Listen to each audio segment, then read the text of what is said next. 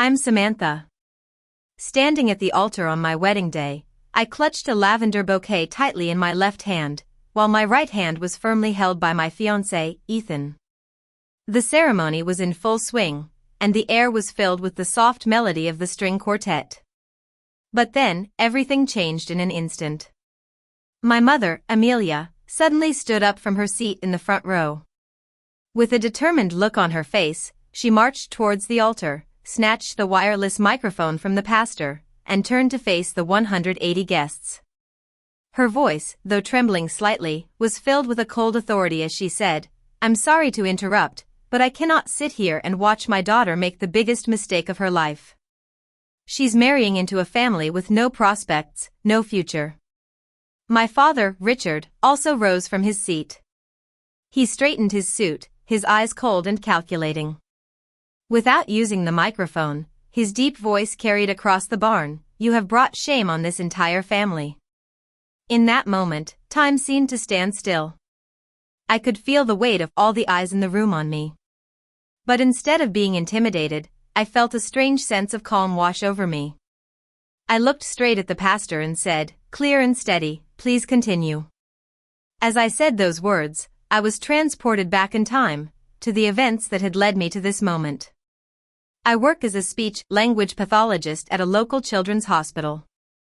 Every day, I spend my time teaching kids between the ages of 3 and 8 how to speak clearly, how to find their voices. It's a job I love, not because of the pay, but because of the difference I can make. I live in a small one-bedroom apartment and drive an old car. I've paid off my student loans on my own, without any help from my parents. 4 years ago, I met Ethan. I was at a nursery outside the city, looking for a plant to decorate my therapy room. The nursery was called Green Acres, owned by the Thompson family for generations. Ethan was watering the flowers when I walked in. He was tall, with a kind smile and dirt under his fingernails. He didn't try to impress me, he just showed me where to find the plant I needed. Over the next few weeks, I kept going back to the nursery. We talked about plants, about the soil, and about the changing seasons. It was the first relationship in my life where I didn't have to put on a show, where I could just be myself. My parents, on the other hand, had different ideas. Sunday dinners at our family home were a strict affair. My father, Richard, was a successful businessman, owning several real estate companies in the area. He was used to getting his way and never raised his voice. His words were like ironclad commands. My mother, Amelia, was the perfect hostess on the surface, but she was also extremely controlling. She kept a detailed record of every family event and used it as a weapon to manipulate those around her. When I mentioned Ethan at one of our Sunday dinners, my mother put down her fork and said, "Sweetie, you can do better. He's just a gardener." My father didn't even look up from his plate. "What does his family do?" "Gardening is hardly a stable career," he said. A few days later, my parents insisted on having dinner with Ethan. We went to an expensive restaurant downtown. Ethan wore his only suit, which he had ironed himself. My father sized him up as soon as he shook his hand. "Agricultural business, huh? What's the annual revenue of your family's nursery?" Ethan answered honestly, "We make around $150,000 a year after costs in good years." My father repeated the number with a sneer, as if it was a joke. In the restroom, I heard my mother on the phone. "Colleen, she's throwing her life away on that boy. Of course, he's polite, but that won't pay the bills." A few months later, Ethan proposed to me in the middle of the nursery, under a beautiful lavender bush. He gave me a ring that had been in his family for generations. I was overjoyed, but when I called my parents to tell them the news, the reaction was far from what I expected. My mother's voice cracked as she said, "You're breaking my heart. After all we've done for you, you choose this?" My father took the phone and said flatly, "This is a downgrade. Cancel the engagement." Within days, my Aunt Colleen, my father's sister, started spreading the news to all our relatives. "Samantha is engaged to that nursery boy. Richard is heartbroken. Please pray for our family." I started receiving fewer and fewer invitations to family events. It was as if I had become an outcast. But I didn't let that stop me. I booked the wedding venue, a beautiful restored barn on the outskirts of the city, with 180 seats. Ethan and I planned the wedding on our own, with the help of our friends. We made the centerpieces ourselves, using mason jars and wildflowers. 2 weeks after our engagement, Ethan told me a dark secret. 2 years before we met, my father had approached Ethan's father, Henry, with a business offer. Henry was struggling with the nursery's finances, and my father offered him a loan through his holding company. The loan had a balloon payment due in 18 months and a variable interest rate controlled by my father's bank contact. When the payment came due, Henry couldn't pay, and my father foreclosed on the nursery, taking over the land, the greenhouses, and all the equipment. Henry was devastated. He fell into a deep depression and had to move away to stay with his sister. Ethan stayed behind and continued to work at the nursery, now owned by my father. He was watering his family's plants for the man who had stolen everything from them. I was furious, but I knew I had to be patient. I called my college friend, Lisa, who was now a real estate attorney in the city. I told her everything and asked her to look into the original loan documents. She said that if the documents showed what I described, it was a clear case of predatory lending.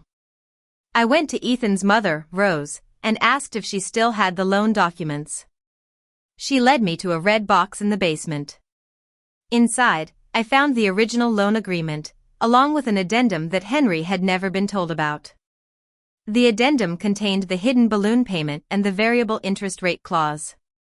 I also found emails between my father and the loan officer, where my father clearly stated his intention to force Henry into default. I photographed every page and showed them to Lisa. She said that we had enough evidence to file a lawsuit. But I decided to wait until the wedding. I wanted my parents to face the truth in front of everyone. As the wedding day approached, my mother and Aunt Colleen continued their campaign against me. They spread more rumors and tried to turn our relatives against me. But I didn't care. I was determined to stand up for myself and for Ethan's family.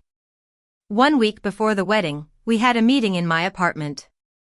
Ethan, Lisa, and the pastor, Reverend Johnson, were there. We laid out our plan. If my parents behaved during the ceremony, we would get married and deal with the legal issues later. But if they caused a scene, we had a backup plan. On the morning of the wedding, I woke up early. The barn looked beautiful in the dawn light. I put on my wedding dress and held the lavender bouquet close to my chest. The smell of lavender brought back memories of the first time I met Ethan at the nursery. As I walked down the aisle, I could feel my mother's angry glare on me. Ethan stood at the altar, looking handsome in his suit. We exchanged our vows, and everything seemed to be going smoothly. But then, my mother and father decided to make their move. After my mother's outburst and my father's harsh words, I stood my ground. I repeated, "Please continue." The pastor nodded and moved to the backup microphone. Just then, the barn door opened. Henry walked in, carrying a manila folder. My father's face turned pale as he saw him. I turned to the guests and said, "This is Henry Thompson, Ethan's father." For years ago, my father deliberately structured a predatory loan to take his family's nursery. The loan terms were designed to ensure that Henry couldn't pay, and my father foreclosed on their business and livelihood. Gasps filled the room. Lisa stood up and showed the original loan documents. She explained that the loan terms constituted civil fraud under state law. My father tried to defend himself, but his voice wavered. "This is a personal family matter," he said, but his words lacked the usual authority. 2 of my father's business partners, who were sitting in the front row, stood up and left without a word. My Aunt Colleen started crying, not for me or for the Thompsons, but for the damage to the family's reputation. I turned back to the pastor and said for the 3rd time, "Now, please continue." Reverend Johnson opened his Bible and said, "By the power vested in me by the state, I now pronounce you husband and wife." Ethan kissed me, and the barn erupted in applause. After the wedding, Lisa filed a complaint with the Attorney General's office. My father's business partners came forward with more evidence of his irregular lending practices. 3 months later, my father settled the civil suit out of court. The Thompson family got their nursery back, and my father had to sell one of his real estate companies to cover the settlement and legal fees. My mother didn't call me for 3 months. It was the longest silence between us, but this time it felt like a relief. My Aunt Colleen sent me an email saying that I had destroyed the family, but I didn't reply. I kept the email in a folder, a reminder of the past. Ethan and I moved into a small house near the nursery. Henry was back in the garden, planting lavender again. And I continued to teach at the children's hospital. A few weeks ago, one of my young patients, a little girl named Mia, said her first full sentence. It was a moment of pure joy, and it reminded me of the importance of finding our voices. I've learned that standing up for what's right, even against your own family, is the only way to live with integrity. And that simple phrase, "Please continue," changed everything. It was my way of saying that I wouldn't let anyone silence me, that I was finally taking control of my life.